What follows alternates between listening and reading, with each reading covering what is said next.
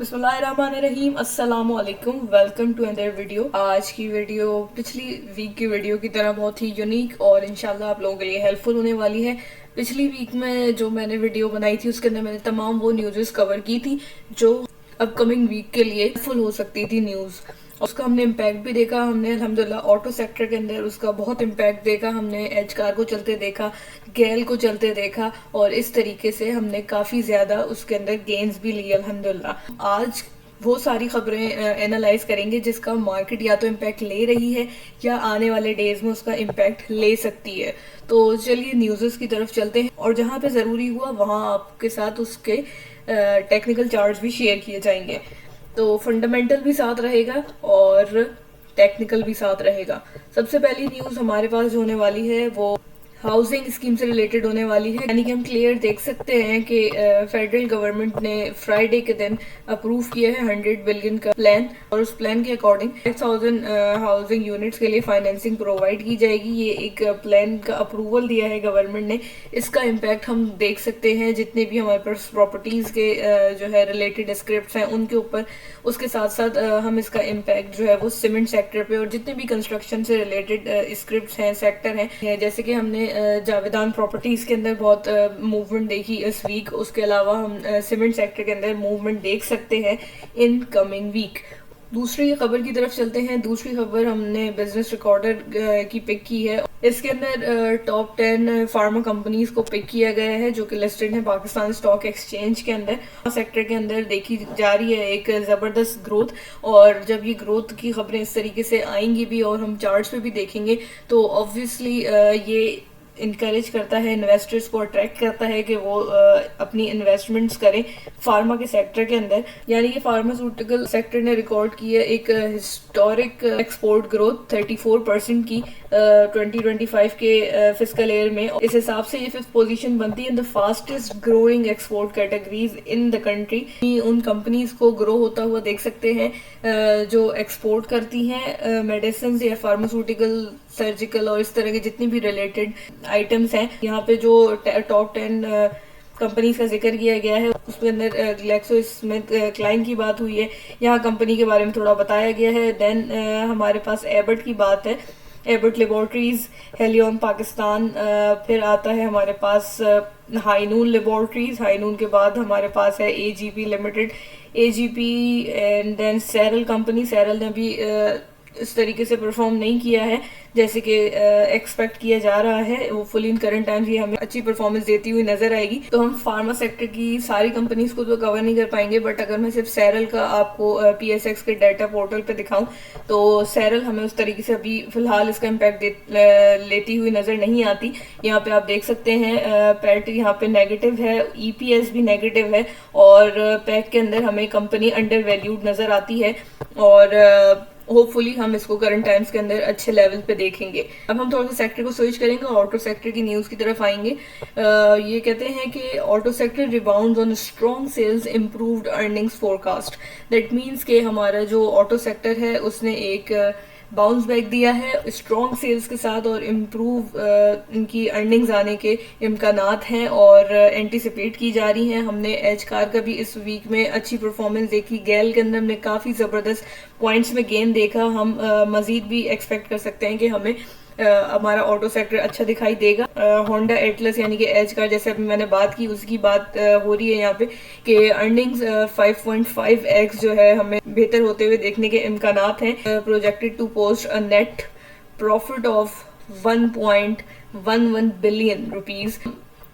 5.5 times जो है इसकी अर्निंग को बढ़ते हुए देख सकते हैं इन कमिंग टाइम्स। उसके बाद हम इंडस मोटर पे आते हैं। इनसे हम इंडू भी कहते हैं। इंडस मोटर को 62% तक हम बढ़ता हुआ देख सकते हैं इसकी अर्निंग्स को, यानी कि एच कार से भी ज्यादा। आते हैं तीसरी कंपनी के ऊपर। तीसरी कंपनी होगी साजगार। साजगार भी हमें टाइम टू टाइम अच्छा परफॉर्म करती हुई नजर आती है और पैट यानी कि प्रॉफिट आफ्टर टैक्स जो है इसका डबल हो जाएगा फाइनेंशियल ईयर 25 में, ये कहते हैं। उसके अलावा 22% तक हम जंप देख सकते हैं इसके प्रॉफिट के अंदर। साजगार की और भी न्यूज़ हैं कि साजगार एक गाड़ी भी जो है लॉन्च करने वाला है। यहाँ पे आप देख सकते हैं इनकी 3 व्हीलर्स के लिए साजगार बहुत मशहूर है और उसी की सेल्स जो है ज़बरदस्त हुई थी। हमने प्रीवियसली इसके अंदर बहुत रैली भी देखी है और अभी भी हम इसके लिए अच्छी एक्सपेक्टेशन रख रहे हैं। फिर हमारा मिलर ट्रैक्टर्स आता है। ट्रैक्टर से रिलेटेड अगर आपने मेरे पिछले हफ्ते की वीडियो देखी होगी तो आपको पता होगा कि MTL के अंदर हमने देखा था कि यूनिट्स कम सेल हो रहे हैं, सेल्स में डिक्लाइन आया था। यहाँ पे भी यही है कि प्रॉफिट डिक्लाइन हो सकते हैं 20% तक, क्योंकि वॉल्यूम ड्रॉप हो जाएगा। तो इसके लिए एक कॉशियस स्टांस हो सकता है। अदरवाइज मिल्लत के अंदर एक तरफ ये न्यूज़ है और दूसरी तरफ हम न्यूज़ देखते हैं कि 650 तक भी हम शेयर को फ्यूचर में देख सकते हैं।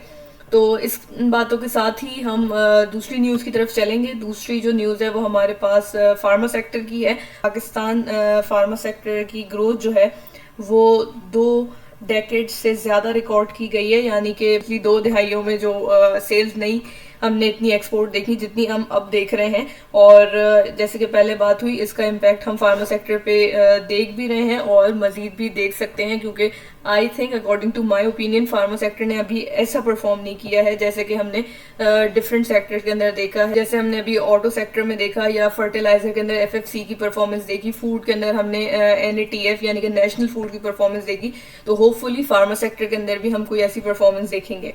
नेक्स्ट न्यूज़ हमारे पास IT सेक्टर से होगी। सिस्टम्स लिमिटेड, ये आई थिंक मैंने IT सेक्टर के अंदर एक पूरी कॉम्प्रिहेंसिव बात की थी पिछले वीक की वीडियो के अंदर, बट आज स्पेसिफिकली सिस्टम्स की बात होगी। सिस्टम्स की ये बिल्कुल ही रीसेंट न्यूज़ है।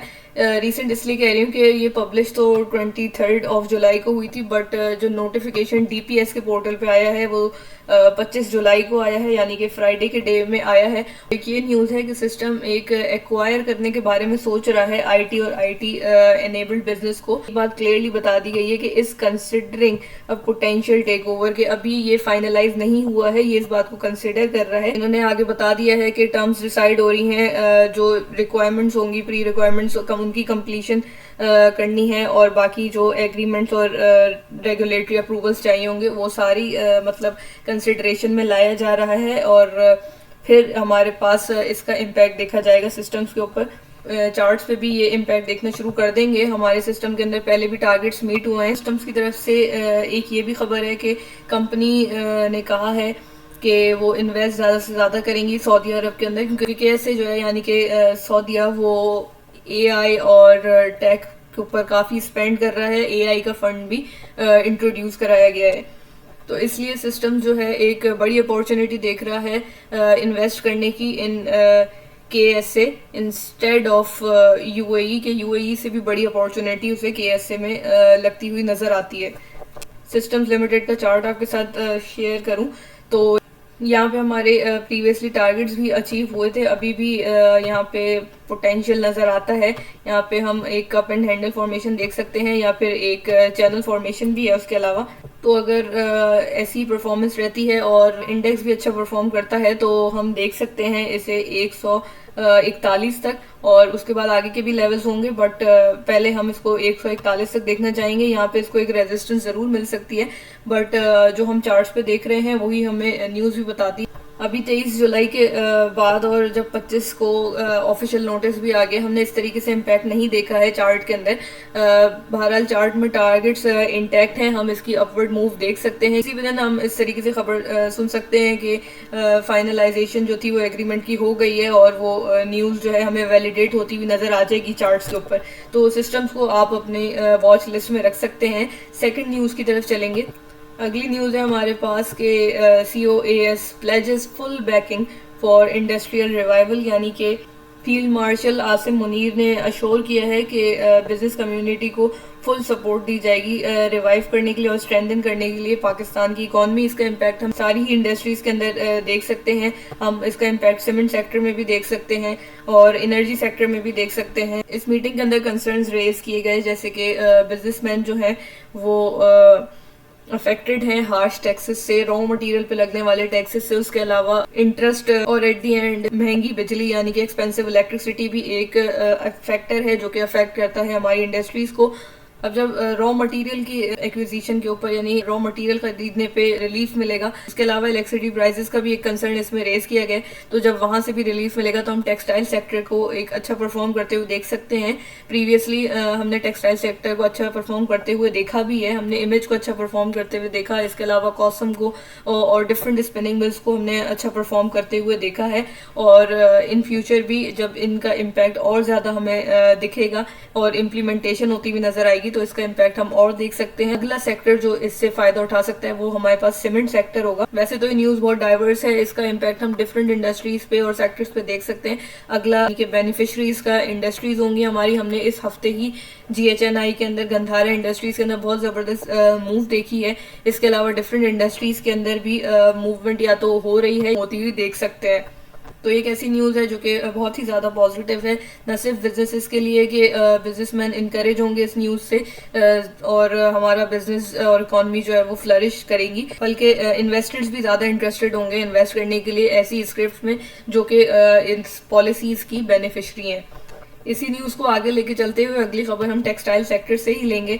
और अभी हमने बात की थी और टेक्सटाइल एक्सपोर्ट सर्ज अराउंड 8% इन जून, यानी कि टेक्सटाइल की जो एक्सपोर्ट हैं वो बढ़ी हैं 8% तक तकरीबन। इसका इम्पैक्ट हमने इमेज पे बहुत क्लियरली देखा है। एक्सपोर्ट करने वाली टेक्सटाइल की कंपनीज हैं उनके ऊपर भी हम इसका इम्पैक्ट या तो देख रहे हैं या देख सकते हैं। अब एक ऐसी न्यूज़ पे आ जाते हैं जो बहुत अरसे से हम सबकी डिस्कशन का और कंसर्न का पार्ट बनी हुई है और वो है सर्कुलर डेट। सर्कुलर डेट अगर आपको नहीं मालूम तो मैंने इससे रिलेटेड एक कंप्लीट वीडियो बनाई है, आप वो देख सकते हैं। सारी पावर सेक्टर की, ऑयल, रिफाइनरी, इस तरीके से जितनी भी हमारी सेक्टर की स्क्रिप्ट हैं वो सारी ही हमें कहीं ना कहीं जो है वो प्राइस का बूस्ट दिखाने से रिलेक्टेंट नजर आती हैं। वो उस तरीके से परफॉर्म नहीं कर रही हैं जैसे कि एक्सपेक्ट किया जा रहा था। इस सर्कुलर डेट के इशू की वजह से इनकी परफॉर्मेंस जो है रुकी हुई लगती है।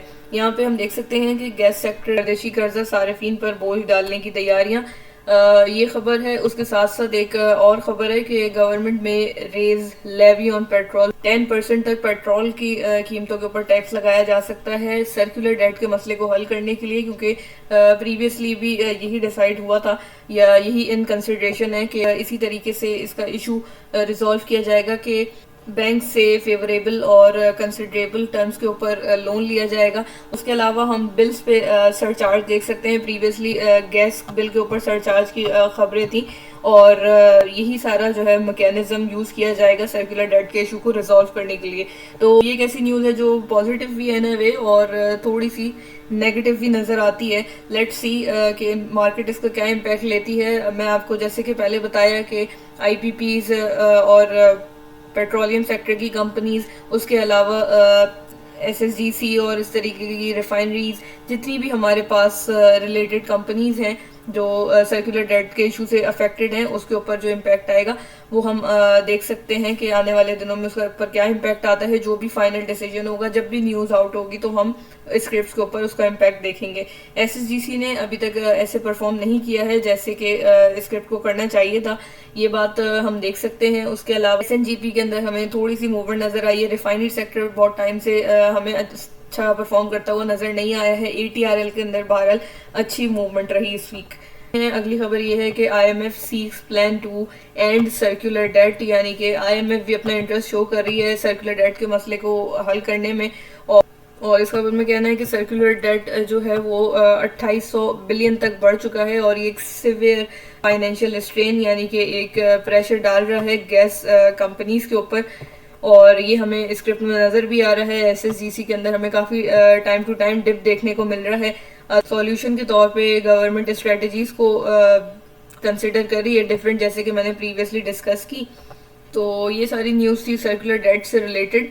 और अब हम आते हैं अगली न्यूज़ की तरफ। अगली न्यूज़ है हमारी एच कार से related. Honda Pakistan post a shocking 310% increase in profits. H car ने 310% जो है इंक्रीज दिखाया है प्रॉफिट्स के अंदर। और ये भी बिल्कुल एक रीसेंट न्यूज़ है 24 जुलाई की। इसका इम्पैक्ट मार्केट ने कुछ फीसद तक ले लिया है क्योंकि हमने एच कार को काफ़ी अच्छा बूस्ट में देखा। उसके अलावा एच कार का मैं आप लोगों को अभी चार्ट भी शो करती हूँ। एच कार के अंदर टारगेट स्टिल वैलिड है। यहाँ पे आप देख सकते हैं एच कार जो है एक मेजर रेजिस्टेंस की तरफ है और यहाँ से ब्रेक करता है तो हम इसको 556 के लेवल पे एक रेजिस्टेंस आती हुई देख सकते हैं, या फिर हम इसको इससे भी आगे देख सकते हैं, इवन के ऑल टाइम हाई तक जाता हुआ भी देख सकते हैं। यहाँ पे अगर मैं आपको PSX के डाटा पोर्टल पर एच का डाटा दिखाऊंगा, फ्री फ्लोट ओनली 20% है। उसके अलावा हम यहाँ पे कंपनी को ईयर बाय ईयर बेहतर होता हुआ भी देख रहे हैं। अगर हम सिर्फ प्रीवियस ईयर से इस ईयर को कंपेयर करें, EPS हमें 24 में नजर आता है, 25 के रिजल्ट के मुताबिक 18.97 हो गया है। उसके अलावा हम पैग में देखें तो 0.02 हमें 2024 में नजर आता है और 0.95 2025 में। कंपनी स्टिल हमें थोड़ी अंडर वैल्यूड नजर आ रही है। तो न्यूज फंडामेंटल और चार्ट को लेके चलें तो एचकार एक पोटेंशियली अच्छी स्क्रिप्ट हो सकती है हमारी ट्रेडिंग के लिए या इन्वेस्टमेंट के लिए, लेकिन ये कोई हतमी बात नहीं है। ये आप इसके ऊपर अपना एनालिसिस भी करें और चार्ट्स को और न्यूज़ को साथ लेके चलें, क्योंकि बाज़ औक़ात ऐसा भी होता है कि न्यूज़ का इम्पैक्ट मार्केट ले चुकी होती है। यहाँ पे बहरहाल मुझे लगता है कि अभी एचकार के अंदर स्टिल पोटेंशियल है और कंपनी हमें और अच्छा परफॉर्म करता हुआ दिखा सकती है। न्यूज़ की तरफ जो हमारे पास हीनो पार्क मोटर्स की है, इसको भी मैं आपको DPS पे दिखाना चाहूँगी, लेकिन न्यूज़ ये है कि कंपनी फाइनली प्रॉफिट्स में आ गई है। अगर हम इसको कंफर्म भी करना चाहें, फ्राइडे के दिन जो है कैप लगाया ही हीनो पार्क ने और 10% का हमने पॉजिटिव चेंज देखा है। इस स्क्रिप्ट के अंदर इसका फ्री फ्लोट बहुत ही कम है, यानी कि 10.28% आप देख सकते हैं। उसके अलावा जो बात अभी हो रही थी कि कंपनी प्रीवियसली नेगेटिव थी, अब हमें पॉजिटिव होती हुई नजर आ रही है। कंपनी की आप सेल्स देखें बेहतर हो गई हैं। उसके अलावा पैट यहाँ पे नेगेटिव था 2024 में और 25 के रिजल्ट देखा जाए तो हमें पॉजिटिव नजर आता है। EPS पॉजिटिव है। उसके अलावा कंपनी थोड़ी अंडर वैल्यूड नजर आती है। और इसके साथ हम हीनो पार्क के चार्ट को भी देख लेते हैं। मंथली चार्ट के ऊपर हम हीनो को अगर देखें तो हम क्लियरली देख सकते हैं कि स्क्रिप्ट अपने रेजिस्टेंस के करीब है। अगर ये इस रेजिस्टेंस को ब्रेक करती है तो हम कंपनी को 800 तक भी देख सकते हैं। और लेकिन इस जो प्रीवियस हाई है इसका ब्रेक होना ज़रूरी है, फिर हमारे लिए रास्ता ज़रा हमवार हो जाएगा। इसको हम ऐसे कंसिडर कर सकते हैं कि मार्केट ने ऑलरेडी भी इस बात का इम्पैक्ट लिया है और कि जब अर्निंग्स आई कंपनी की तो हमने प्राइस के अंदर काफ़ी बूस्ट देखा है। अगली खबर की तरफ चलते हैं। बनीज लिमिटेड का हमने पहले भी लगातार कैप्स होते हुए देखे और ने ये भी कहा कि they don't know reason behind unusual movement की प्राइस क्यों बढ़ती जा रही है, उससे लाताल्लुकी के तरीके से इजहार किया। लेकिन फिर हमने इसके रिलेटेड न्यूज़ भी ऐसी सुनी कि मज़ीद जो है एक्सपेंशन हो रही है या इस तरह की न्यूज़ थी। और हमने अब रिसेंट टाइम्स में भी इसके अंदर बड़े कैप्स लगते हुए देखे हैं। यहाँ पे हम देख रहे हैं कि bunnies limited install 200 kVA solar panel, और ये भी एक ऐसी मटेरियल इंफॉर्मेशन है, ऐसी न्यूज़ है जिसका इम्पैक्ट मार्केट ने लिया है। और भी BNL ने अच्छा परफॉर्म किया है और एक टारगेट भी मीट किया है। लेट्स सी कि ये हमें अगला लेवल फिप का 140 दिखाता है। हम देख लेते हैं कि पोटेंशियल हमें टेक्निकली नजर आता है कि नहीं आता है। आई थिंक कि हम इसको 140 तक जाता हुआ देख सकते हैं, but again that's just my opinion और ये एक प्रोबेबिलिटी के बेसिस पे मैं आप लोगों से इंफॉर्मेशन शेयर कर रही हूँ। ये कोई बाय और सेल कॉल नहीं है, बट आई थिंक कि ये मजीद भी हमें 140 तक दिख सकता है। जैसे कि बात हुई कि बनीज लिमिटेड ने सक्सेसफुली परचेज कर लिया और इंस्टॉल कर रहा है 200 kVA का सोलर पैनल सिस्टम, तो इससे इम्पैक्ट ही आएगा कंपनी पे कि कंपनी के इलेक्ट्रिसिटी बिल के अंदर रिडक्शन देखी जाएगी। और इसके साथ साथ जब इलेक्ट्रिसिटी बिल के अंदर रिडक्शन होगी तो इनकी प्रोडक्शन कॉस्ट भी डिक्रीज होगी। सेकंड फेज की भी बात की है। सेकंड फेज में कंपनी की मैनेजमेंट काम कर रही है कि ये सोलर पावर प्रोडक्शन को 1 MV तक ले जाए, और जब 1 MV तक हो जाएगी तो फर्दर इलेक्ट्रिसिटी कॉस्ट 50% तक यानी कि आधी तक रिड्यूस हो जाएगी। और इससे हम देखेंगे जीद कंपनी के अंदर कॉस्ट ऑप्टिमाइजेशन होगी जो कि प्रोडक्शन की कॉस्ट को डिक्रीज करेगी, ओवरऑल प्रॉफिटेबिलिटी बढ़ाएगी कंपनी की। इस खबर के साथ अब हम चलते हैं आज की लास्ट न्यूज़ की तरफ, है कि इलेक्ट्रिक गाड़ियों और मोटरसाइकिलों के फ़रोग के लिए स्कीम मुतारिफ कराने का फैसला। इसका इम्पैक्ट हम ऑब्वियसली सारे उन स्क्रिप्ट में देख सकते हैं जो कि EV यानी कि इलेक्ट्रिक व्हीकल्स को मैन्युफैक्चर करती हैं या सेल करती हैं। उन स्क्रिप्ट के ऊपर सारा जो है आप इम्पैक्ट देख सकते हैं।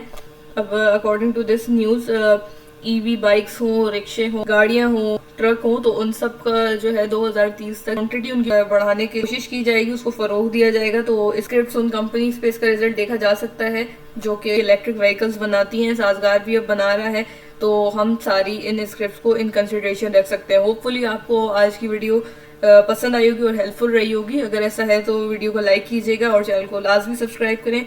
किसी भी स्क्रिप्ट से रिलेटेड कोई भी क्वेश्चन हो तो आप कमेंट कर सकते हैं, इंशाल्लाह मैं उसको ज़रूर जवाब दूंगी। नेक्स्ट वीडियो में मिलते हैं इंशाल्लाह। अल्लाह हाफिज़।